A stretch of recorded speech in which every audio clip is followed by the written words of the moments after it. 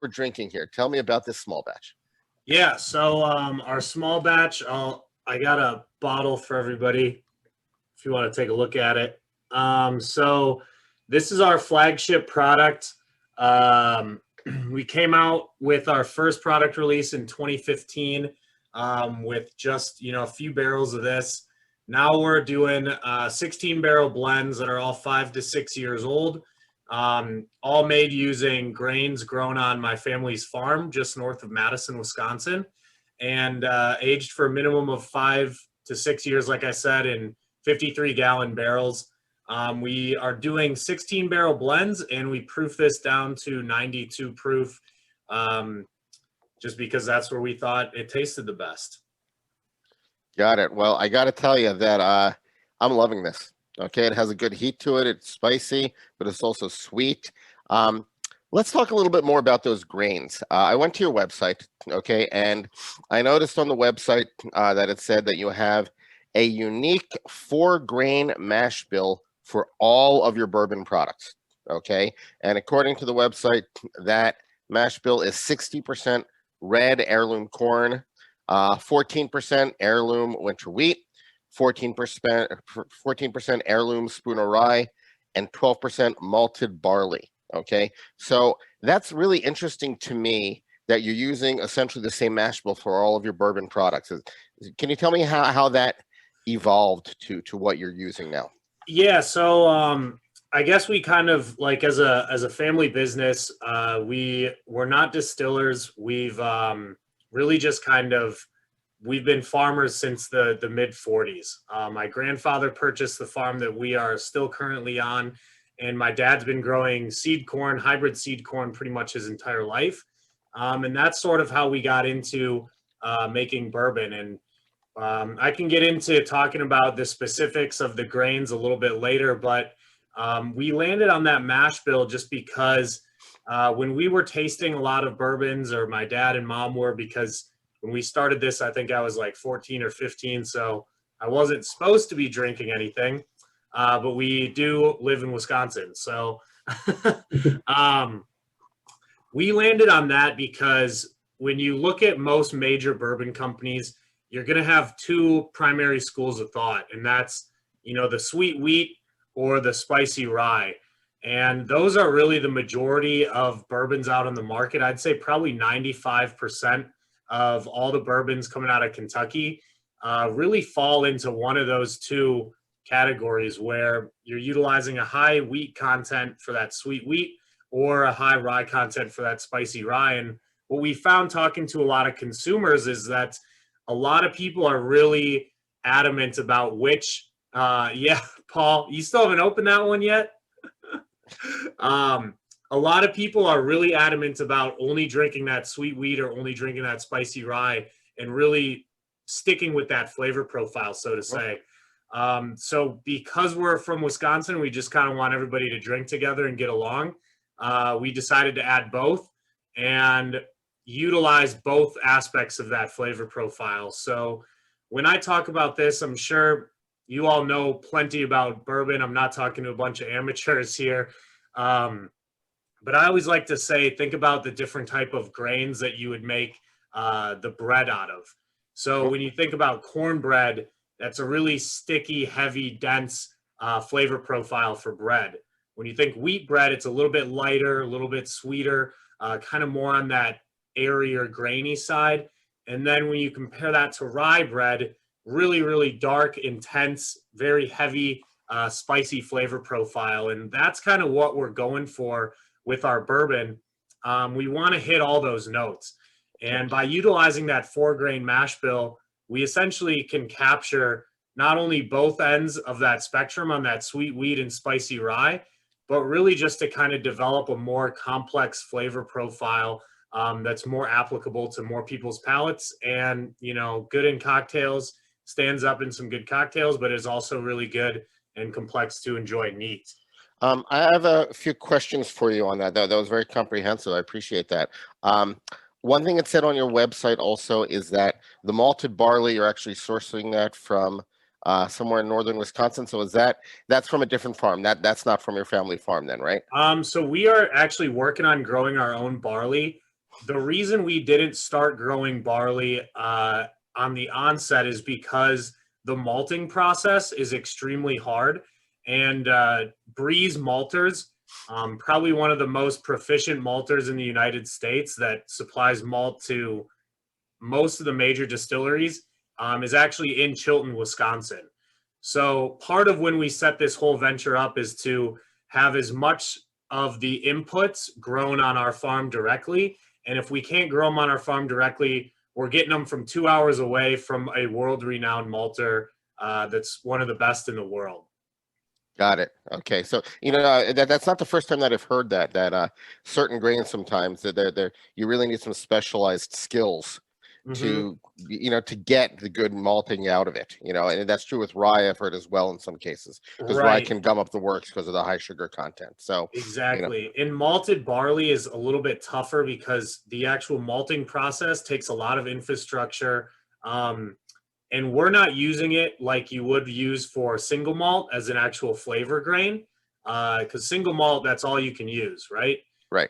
We're utilizing the grains that we grow on our farm, the corn, wheat, and rye, as our flavor grain.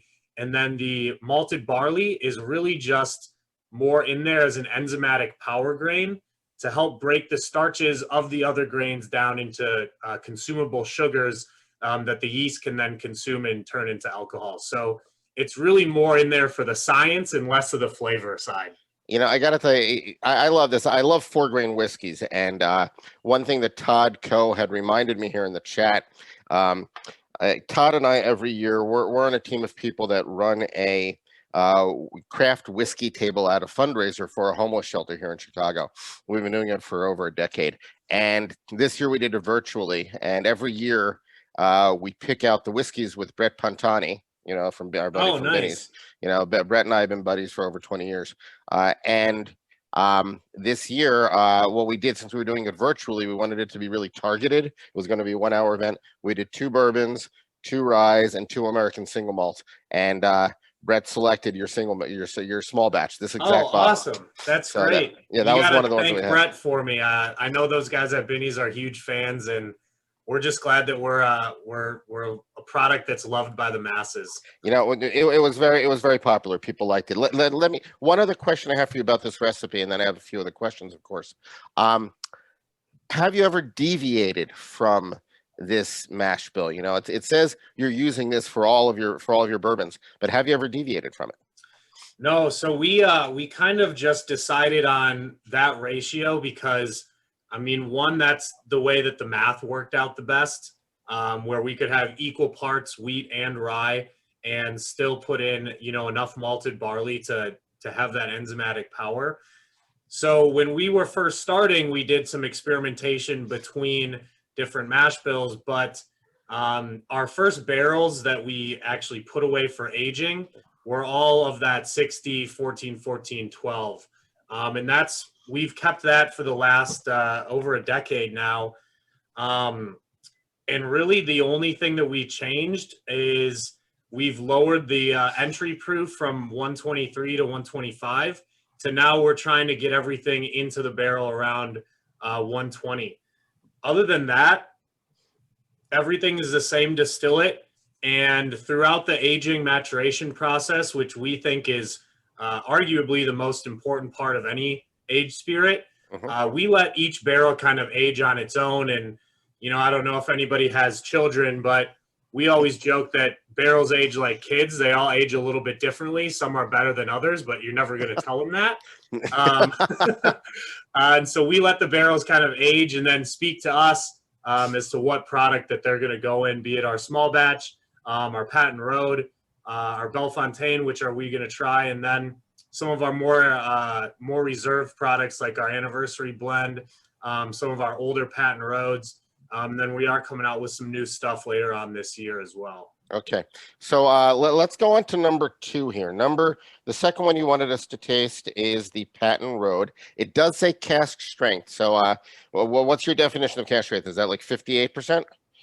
So 56? Our small batch is always going to be 92, right. 92% or 92 proof. That would be some hot stuff. 48. So that would be. So what's the Patton Road? So Patton Road is always going to be cask strength. And I always like to say the difference between cask strength and maybe something that's proofed down is when you're blending as a whiskey maker. I mean, just I guess us specifically, I can't talk to anybody else's methods, but when we're putting these blends together, the idea is to take 16 barrels that are all different. They all have unique flavor profiles, and to combine those into something that is better than each individual barrel would be on its own.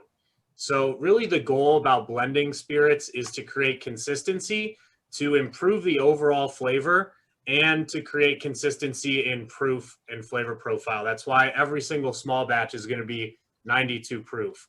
And the cask strength is what proof is this? It really depends. Every single barrel that we pick for cask strength, essentially when we're tasting all these barrels and doing our sensory analysis, every barrel is going to have its own flavor profile.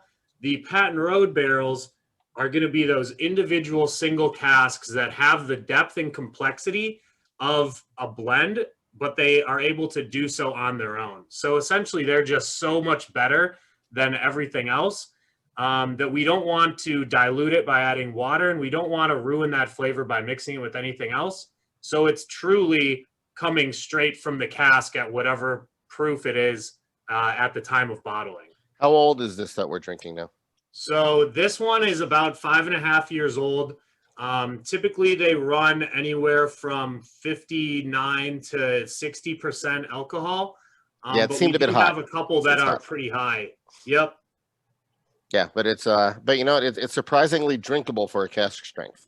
You know, it's but of course, yeah, it's spicier. It has a dry finish, but it's sweet. I still can like get the rye out of it. When I like rye a lot, I can still get the rye out of it. It's wow, that's nice. What I really like about cask strength whiskey as well is I have no problem if you have like a little water or a little piece of ice that you want to throw in there. That really helps out with the high proof, especially if you're not used to drinking that type of stuff. Really, it's just the purest expression of our bourbon straight from the barrel.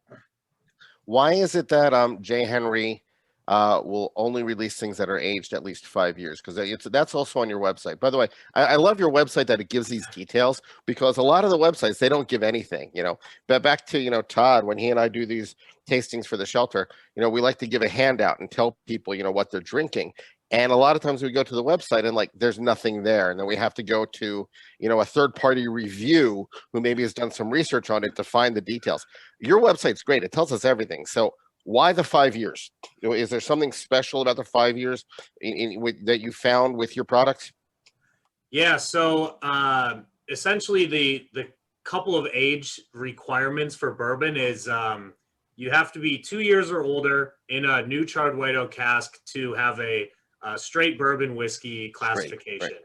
Right. And then anything older than 4 years, you're not legally required to have an age statement on the bottle.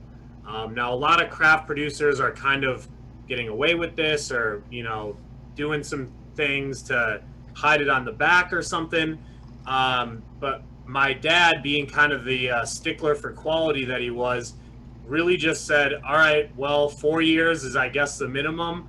We're going to do 5 just because we want to be better than everybody else. And that's really the only reason that it came to be. And now we're stuck to it. So we got to age everything for 5 years. Do you, I've seen some of your products are 8 years. Do you ever go longer than 8 years? We have not. Sorry, I'm answering some questions. So our oldest product is 8 years old. That was just a couple single barrels that we've been holding. We do have some barrels that are about 9 and 10 years old in our rick house that we're just trying to see kind of how long they go. We only started putting whiskey in barrels in 2009. So 2009, we're now in 2021. Yeah. So we're just hitting our 11th year.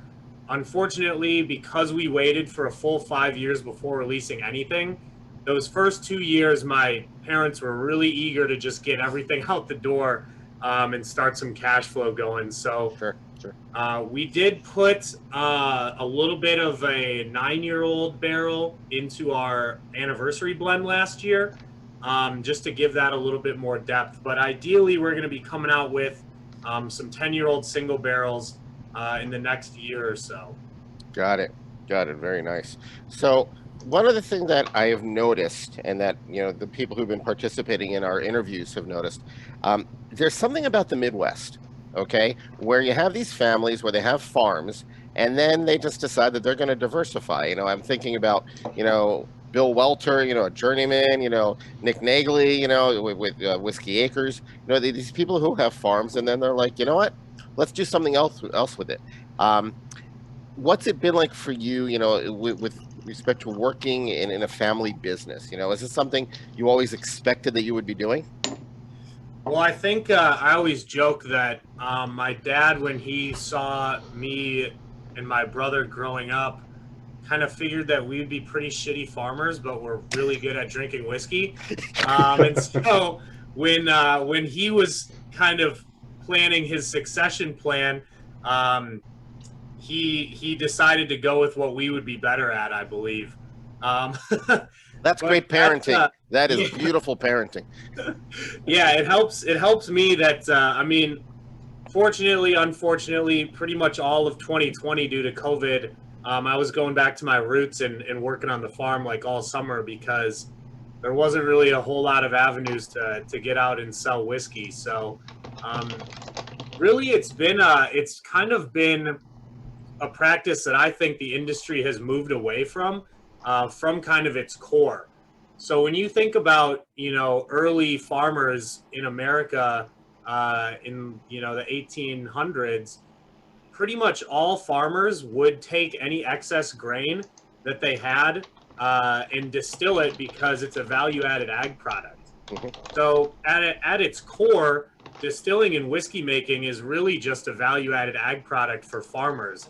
And Sure. as the industry started to grow, more and more distillers became more specialized and stayed in that realm.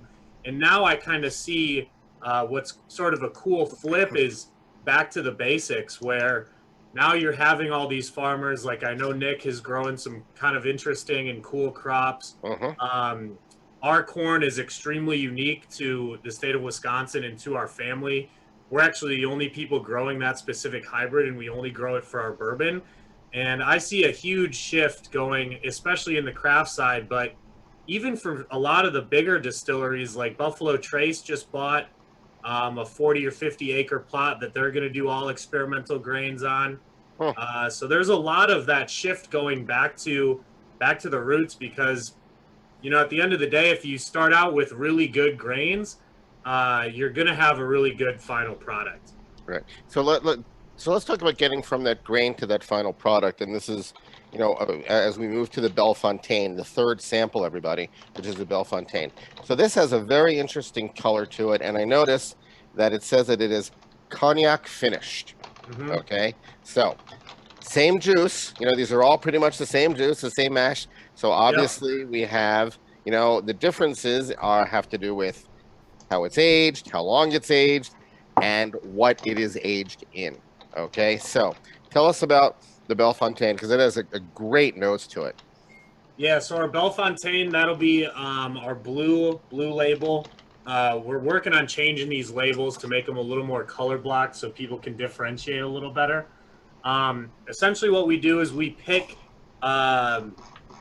maybe less than 5% of our total production every year.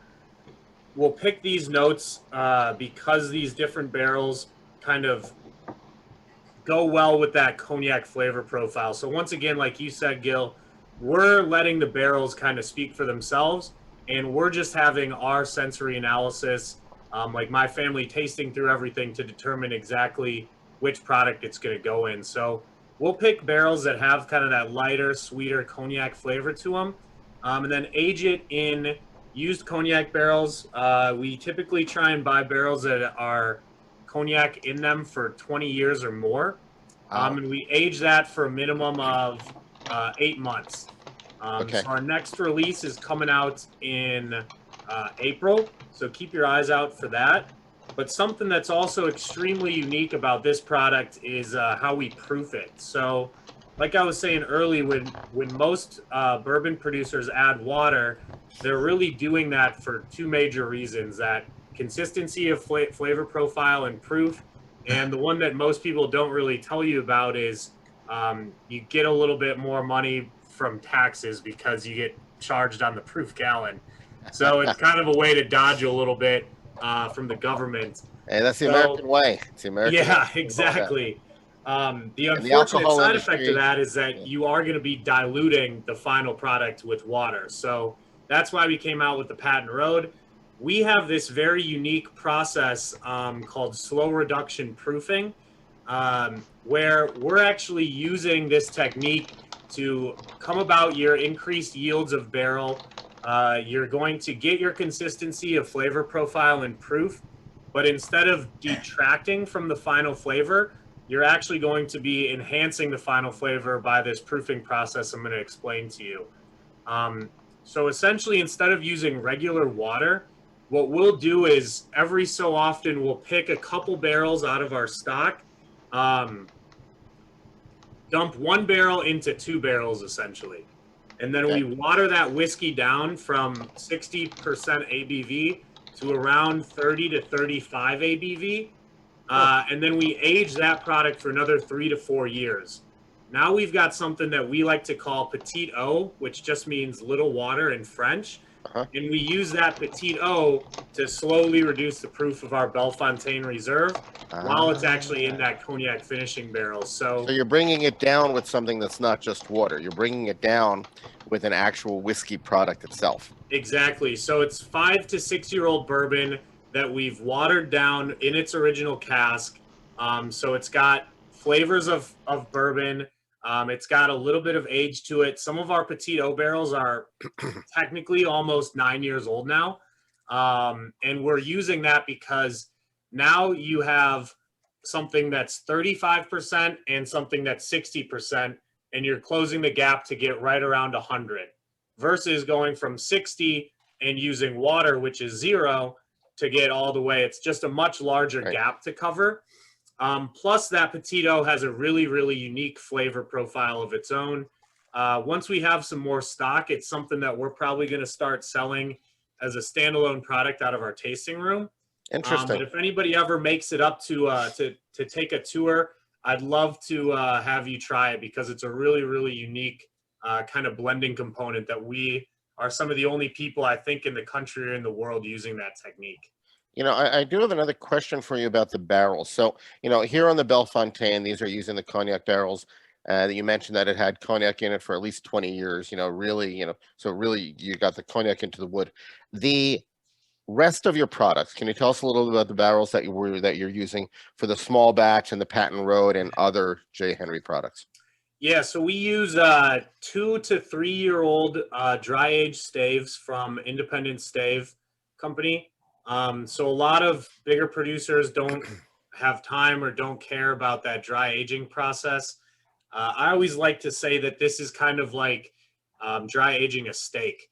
You know, you can definitely just slice a piece of meat right off the cow, throw it on the grill, and have yourself a great steak dinner.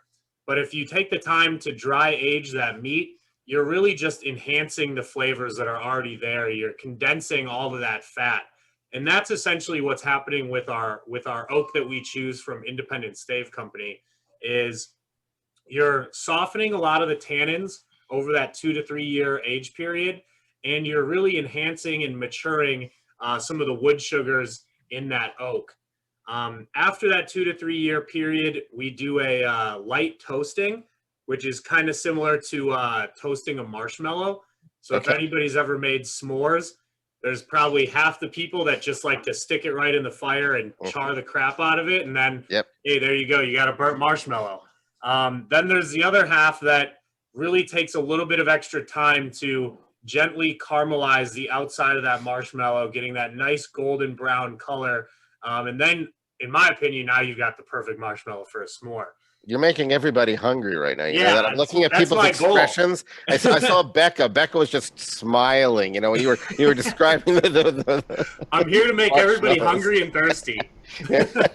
Well, thirsty, you've got us for sure. That's so. All right. So, and then with respect to those barrels, do you ever reuse them after you finish Um, aging your product? yeah, so for bourbon, we can't reuse any of our barrels. It's a one and done thing. That's just standardized Hmm. by the industry. Right. The majority of our used bourbon barrels actually go to local breweries for barrel aged stouts and that sort of thing. So pretty much everything we've got now is going towards that. And we actually just started working with Goose Island. So within the next couple of years, we're going to have our own release of Bourbon County Stout. If anybody's interested in that, so Wow. that'll probably be, I think, maybe 2 to 3 years down the line is when we're going to get them those barrels.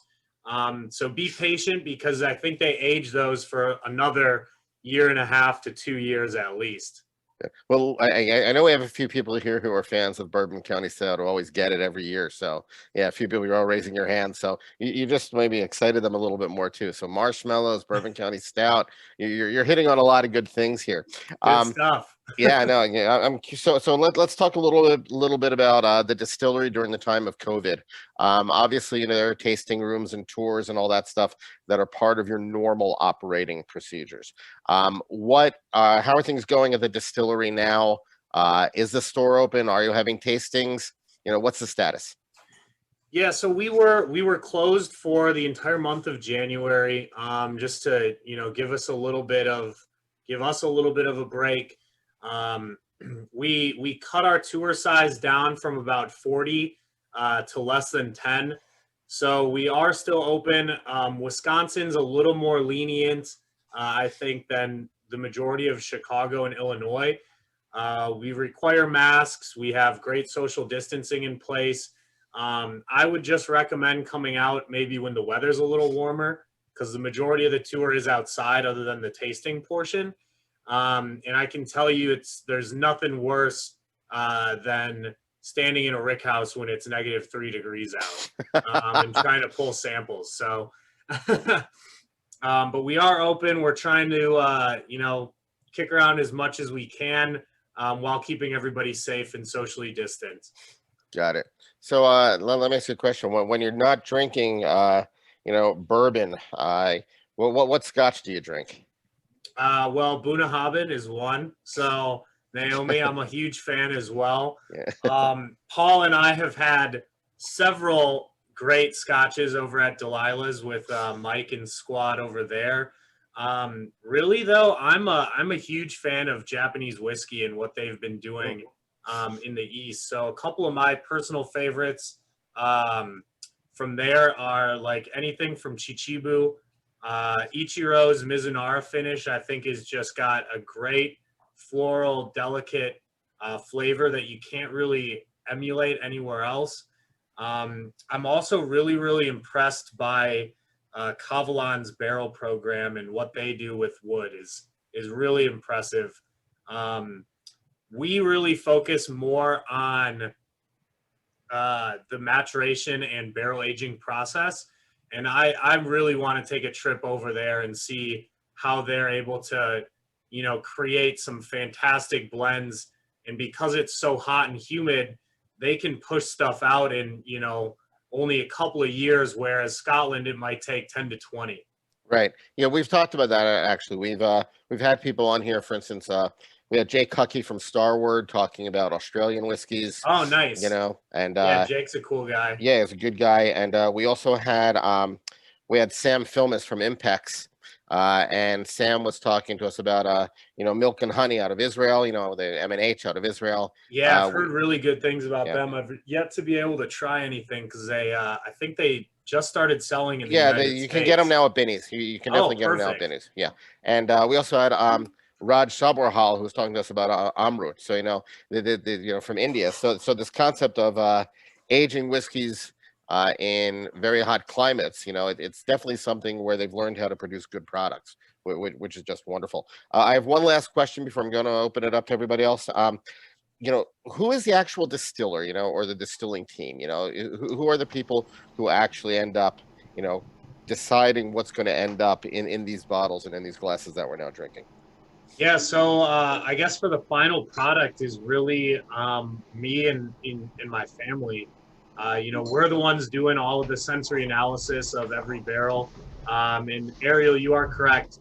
We currently contract distill with 45th Parallel, and we have for the entirety of our brand. So part of the reason we went that route, as opposed to buying a bunch of juice from MGP or building our own distillery, is this family farm has now been in our family for 3 generations, and to build a distillery without any customer base would make us need to make a lot of gin and a lot of vodka, which neither one of my parents really wanted to do. And we would pretty much have had to put the farm on the line to come up with that sort of capital. And so we contract distill because we felt it was really important to focus on all of the grains. So we grow all of the grains, send it up to Paul Werney and his team at 45th Parallel with pretty specific distilling instructions. They distill it all for us, ship it back in full barrels for us, and then we age everything on our property in our old rick houses. And then I do all of the tasting. So about 2 or 3 times a year, I'll just sit in a room by myself or with my mom or my dad, and we'll taste through everything that's going to become 5 years old within the next 6 months, or any of the older stock that we've already held back. And poor schmuck, yeah, sorry, Ariel.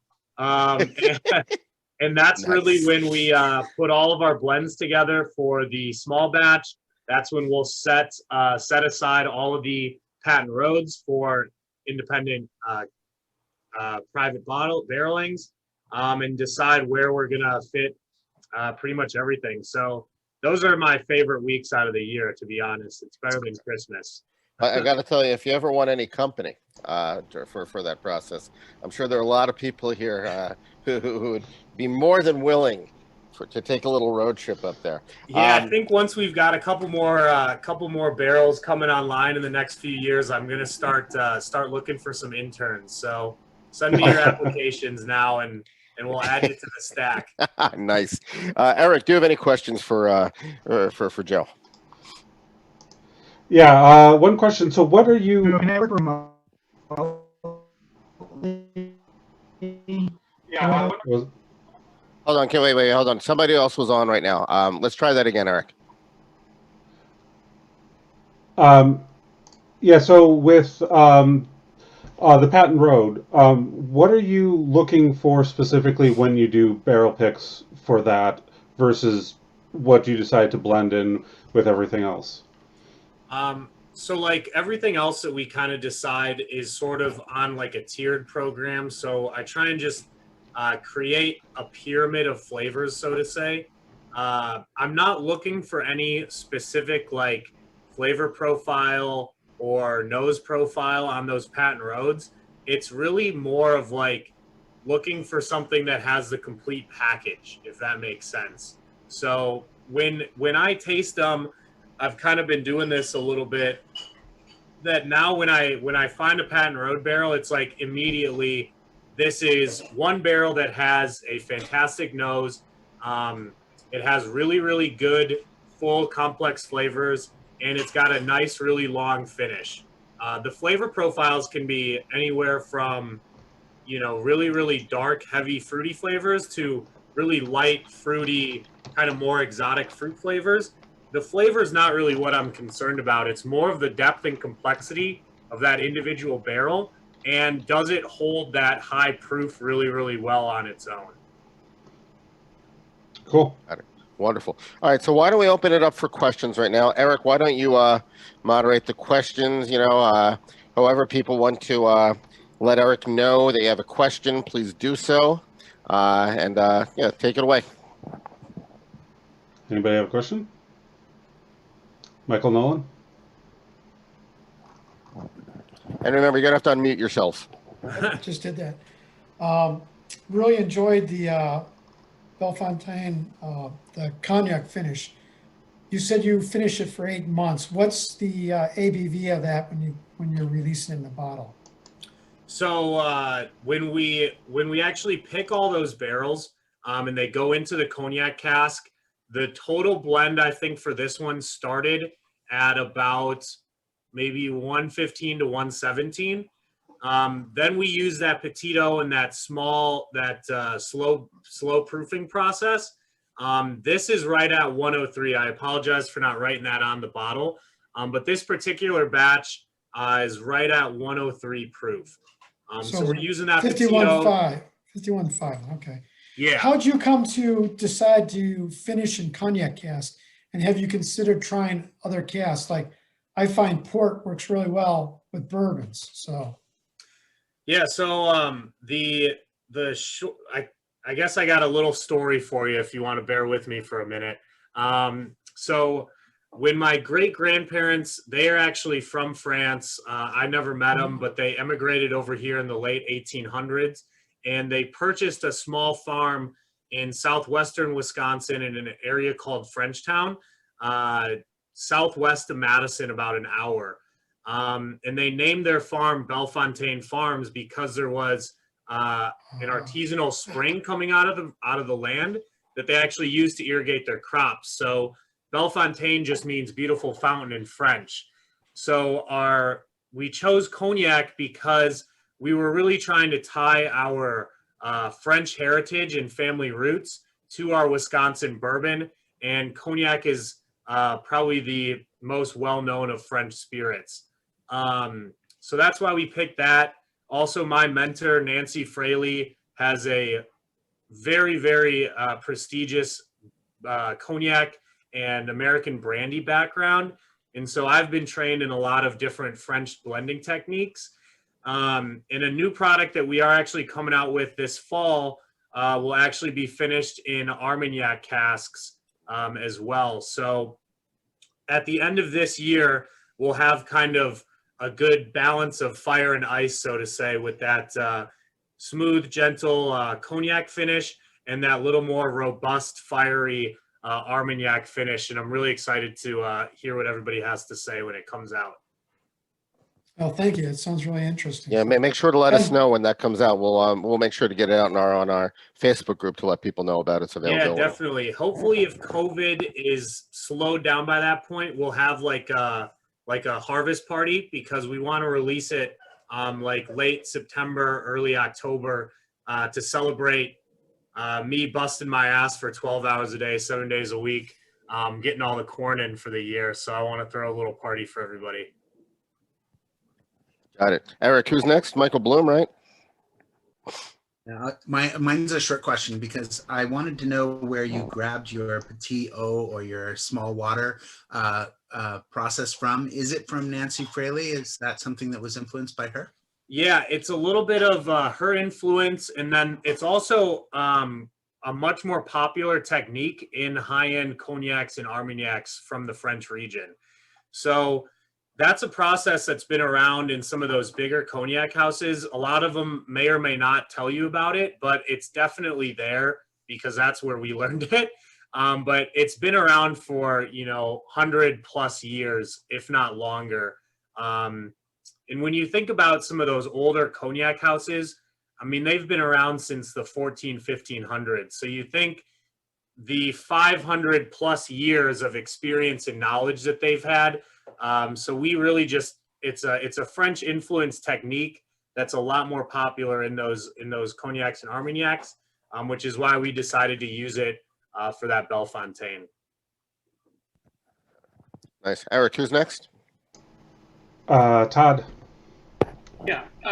So one of the things I'm fascinated by in American craft whiskey right now is the distillers are starting to think more about using specific strains of heirloom grains, almost like brewers have done for a long time, which is what drew me to your whiskey, using that red heirloom. Can you talk a little bit about what you think using that red heirloom adds to your bourbon that you wouldn't get by distilling just regular Yellow Den?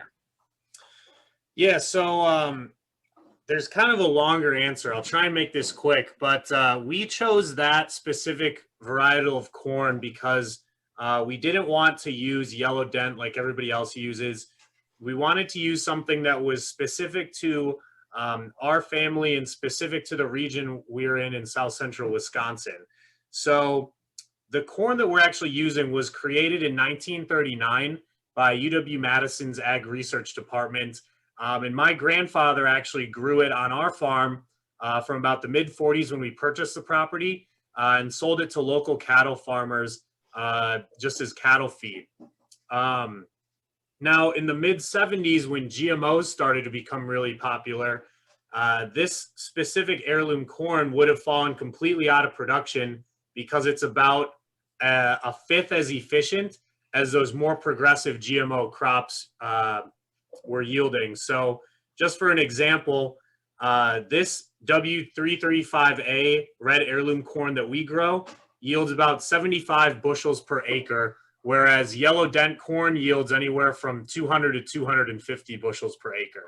So no farmer in their right mind would be growing this corn, so it would have gone pretty much extinct had the university not actually created it as a proprietary hybrid. So in the 70s, they actually held a small seed sample of about 1,200 kernels in what's called a seed vault, which is a temperature and humidity controlled library, essentially, of all the different grains that they've produced over the years. So that specific grain just sat there from the mid 70s until about 2005, 2006, when my parents were coming back from Kentucky and had this crazy idea to start a bourbon company. And my dad just remembered that, I'll try and show you all. It's a really unique red color of that corn. And he just thought it would be kind of cool to use it. So my mom was working at the university as a professor in the ag department. So she was able to kind of pull some strings. We thought when we picked up that seed sample that we were going to get, like an 80-pound bag of corn.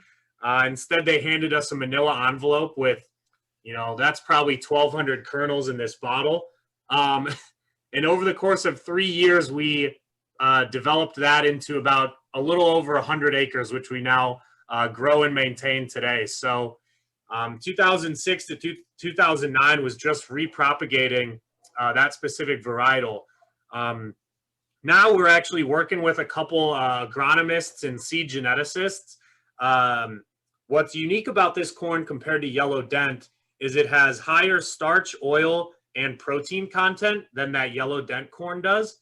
And essentially what that means is where yellow dent corn is focusing the majority of the plant's energy on producing a higher number of lower quality kernels, this specific hybrid is focusing a lot of the plant's energy on producing a lower number of higher quality kernels is really all that means. So it adds a little bit of a unique flavor. It's just kind of a higher quality strain than what everybody else is using. And what's really cool now is when we've been working with a geneticist for the last 3 years to kind of crossbreed in some different red corn from around the United States and around America. So within, I think, 2 to 3 years, J. Henry is going to have its own proprietary red corn strain that we've essentially not genetically modified, but bred to be the ideal corn for growing our bourbon. Nice. That was a very detailed answer there. Eric, who do we have next? Try and hit them all on the head, man. Yeah, nice job. We got Paul times 2. All times two. Paul, make sure you leave him because Ariel had a question as well. I'm just gonna do one because Joe's had to deal with my stuff for a while now, so I won't go into great depth. But I'll do a ringer. So we've got some people on the call that aren't necessarily from Chicagoland. Ted, I'm looking at you. So I'll answer the question because I was going to invite some people from further away to try and increase our diversity here. But I believe that you're primarily, distributing to Illinois, Wisconsin, and now Minnesota. Yep. Any plans for expansion? Any chance you'll get into Tennessee for Ted or Arizona or what's the Well, we got some Massachusetts people here, and we usually get a Philly guy too. Yeah, Boston. Yeah, so right now our biggest hurdle is my dad just didn't put enough bourbon away 5 years ago. So he's kicking himself in the ass for that, and I give him shit for it every single day. So that's really the only reason we haven't expanded outside of the 3 states that we're in now. Once we have some more stock, for the last couple years, for an example, this year we're bottling like right over 150 barrels, but we're putting away for aging about 1,200. So expansion is on the horizon. Probably within 2 to 3 years, we'll move to another state. I'm partial to Florida or Colorado, so I can ski or go to the beach, but we'll see. In the meantime, though, there's a couple of our preferred shippers that will maybe go to Massachusetts or Tennessee. I believe sealbox.com, which I think the link is on our website. They are based out of DC, and I believe they ship to the majority of the lower 48. Also, Ace Wine and Spirits out of Minnesota. They also will ship to a select number of states. So for those that are out of state, please check on those two and see. And if not, Gil's got my email, and I'll try and help you out and find somebody to get you some bottles. Oh, great, wonderful, and actually, by the way, that's always true. If any of you want to have a follow-up conversation with any of the people that we've interviewed, just contact Eric or me, and we'll put you in touch with them. I think Eric, you said Ariel Eisenberg had a question. Yeah. Or was it Ariel Tesher? Eisenberg, go for it. Hey Joe, thanks so much for being on tonight. So given that the red corn is such an important proprietary part of the distillation process for your company, how do you protect, I mean, you said you have 100 acres. How do you protect that small of a grow area from any kind of cross-pollination? Yeah, so we've been growing hybrid seed corn as a family now since the mid-40s. So there's a lot of best practices that we put in place even when we're growing those hybrids in other fields. The first one that's really the most common, I would say, is to just not put it in a field where other corn's growing. So typically we'll grow the red corn kind of separate from any other seed corn or field corn that we're growing. But that's not always possible. We have a limited amount of field space. So we do a lot of crop rotation to kind of protect it. We also plant a lot of guard rows essentially, which kind of help insulate that pocket. I mean, I could talk all night about hybrid seed corn, but I don't think anybody wants to hear about that. And we do have some geeks here. I have to tell you, we definitely have some risky geeks who go into, really are going to get lost in the woods. A really quick explanation then. So essentially what we do as our primary business is growing hybrid seed corn. That is essentially we're getting contracted by a farmer in South Dakota or in Nebraska or something like that has a specific set of needs where they want to grow a new hybrid that has traits A and B on it. And traits A and B are not on any other hybrid, so we have to cross-pollinate that to create A and B. And the way that we do that is by growing hybrid A as 1 male row, and then hybrid B as 4 female rows with 2 on either side. And if you ever drive through Wisconsin kind of late July, you'll actually see the difference of field corn and these hybrid seed corn plots because we actually have to detassel all of those female rows so that they don't cross-pollinate themselves. So that's another fun thing. If anybody really wants to come out and help out on the farm this summer, we're happily taking detasselers. That's a great way to interview for the tasting internship as well. If you want to come up and detassel if I was corn. 15 and looking for work, then that might be a possibility. Yep, exactly. Other than that, I would say stay away. Oh, that's great. That's awesome. Essentially, that's how we do it. I always say that male rows, if anybody's having any lady troubles, guys, come out to a cornfield because you're always surrounded by 4 females on either side.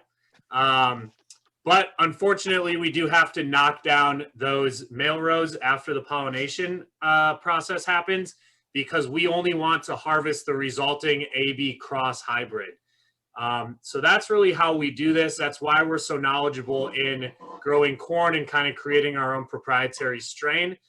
When we have different hybrids that we're growing kind of right next to each other, what we'll do is we'll grow 10 guard rows of all of that male row strain, so that the entire field all the way around is kind of insulated by its own male pollinator, essentially.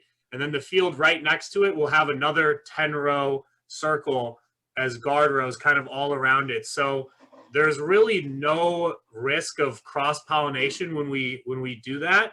And that's kind of just like an industry standard that we follow in order to get those, 99+% efficacy rates for those hybrids. Got it. We do have a few more questions. We like to finish by 8 o'clock. It looks like, Eric, who was next in line? So we've got Lynn, Yedida, and Ariel if we have time.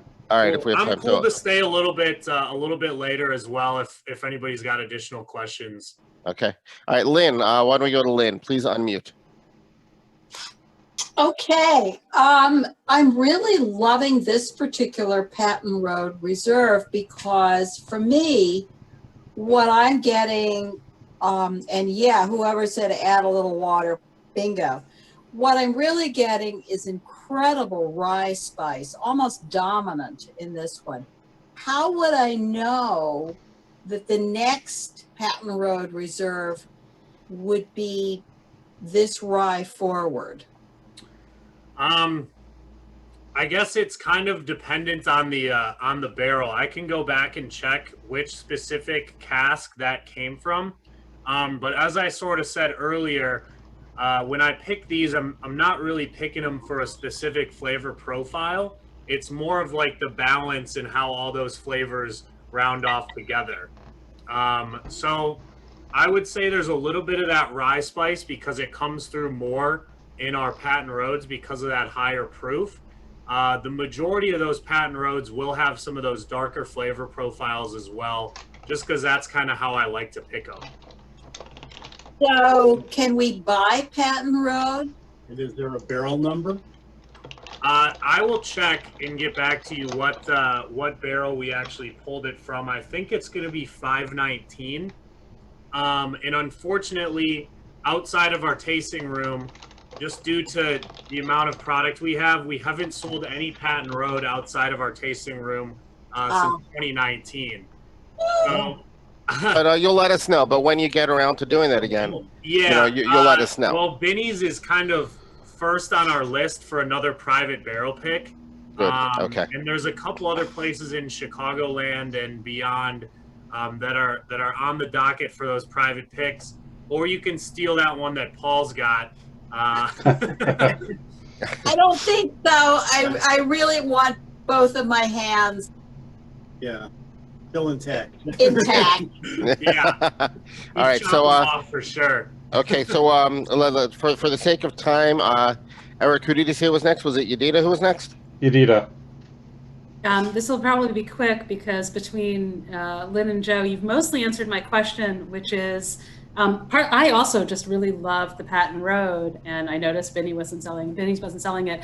My question, the rest of my question was about how you market something. You spoke earlier about how you blend for consistency, and that you blend, the barrels from your own rickhouse for consistency for your other products. And this, although you have the consistent through line of the kind of characteristics you're looking for, sounds like it's not necessarily 100% consistent for flavor profiles. But I guess if you're only selling it through your tasting room, I don't know how much you've thought about how to market this particular product, which is really about the character of your farm rather than the taste in that particular bottle or barrel, it sounds like. Yeah, so for the small batch, that's going to be the one that's all about that consistency. I guess with those patent roads, because each barrel kind of has its own unique characteristic and flavor profile that we want to highlight, I guess I'm asking for a little bit of trust that we're actually picking those best barrels. So I'm really, really kind of a stickler on what actually goes into that program. That's why we haven't sold any outside of the tasting room this whole last year, is because out of all the barrels that we released, like I said, a little over 150, I only picked 5 barrels total that actually qualified for that Patent Road product. Wow, that's amazing. That's a very limited sampling. Wow. Okay. So it's not like we're a huge company that has a bunch of numbers to hit and a bunch of sales goals to reach.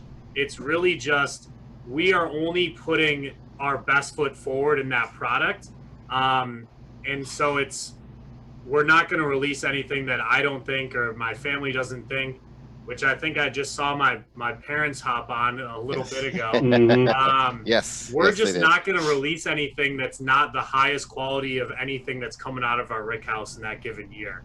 Got it. Well, I do want to tell you, Joe, that remember, most of us here are Chicago-based, and it's not difficult for us to get up there if anything special happens. So we did just pick 2 barrels like earlier this week that are going to be Patent Roads.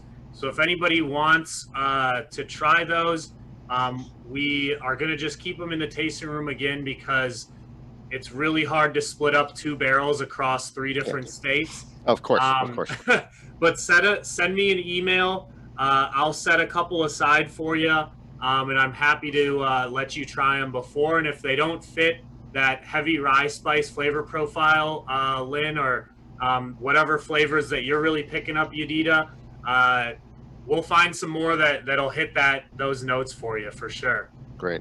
All right, so we had one more question, then we really should, out of respect for your time, cut this off. Ariel Tesher? So your explanation for why you guys ended up using 45th for distilling makes a lot of sense. I think a lot of shops have started up trying to do everything on their own, and they have a hard time, and they make us pretend to like their White Lightning when it's really not very good. Yeah. There we go. I was waiting until Gil had a full mouth before I said that. Now that you guys are doing really well, and I would argue you guys are pretty successful, is there any thought into bringing distillation in-house? Yeah, so right now, this year, our big project is to get our own bottling line in place. So we right now we contract all that out as well. But hopefully by the end of this year, we'll have our own bottling line. By the end of next year, we'll probably need another rick house. And then once we start hitting that stride with those, 1,000+ barrels a year that we're dumping, that's probably when we're going to start talking about having our own distillery, because I think it's coming to the point where both my parents didn't really want to deal with it. And now they're trying to retire and just put it all on me. So now it's my project, and I'm saying, hell yeah, let's do it. And do you think that you would then go and learn that process the way that you learned everything else? Or would you bring someone in? So we would probably do a lot of research and shadow what the guys are doing up at 45th Parallel, just to maintain consistency. And we've actually planned this out already years in advance. Essentially what we would do is our first year of distillation, we would distill maybe 25% of our total product and then let 45th do the remaining 75%. And then over the next consecutive 3 to 5 years, slowly move that percentage from where we're only doing 25 to now we're doing 100, just to kind of blend out, really smooth out that consistency curve and really make sure that we're doing everything right, so that you as a consumer wouldn't notice hardly any difference. And if you did, hopefully it would be an improvement, if anything else. Got it. All right. So what I want to do right now, just before we finish this, Liz did join us. Liz, can you just unmute and say hello? Hello. Hello, Hi, hello, Lee. Liz. Yes, Liz, thank you very much for putting us in touch with your son. He's done a great job for us tonight. Well, thank He's you. making I also sure I'm wanted still my husband working to right say now. hi. So he's trying to hide. So just 1 second. Here he is. Okay, he came over finally. He was running away. Hi, how are you guys doing? Fine, thank you. Good, Thank thank you you. so much. This has been a real treat. The samples have been great, and your son's been very generous with his time and the information. It's been a wonderful evening. Thank you. Great. Well, thank you for doing it, and thank you for letting us, via Joe, Boy Wonder, be on. You know, that's a great segue to concluding the evening. If you are so inclined, everybody, put something in your glass, whichever one of the three is your favorites. I have to tell you, my lowest bottle right now happens to be the Patton Road, so I'm not drinking any more of it right now. I keep going back to it tonight. I'm going to finish off with the Bellefontaine. Everybody, please unmute yourselves and say cheers and thank you to Joe Henry. Thank you. This is awesome. Thank you. Thank you. Cheers, thank you so much for listening to me. Cheers. Sorry, hot right now.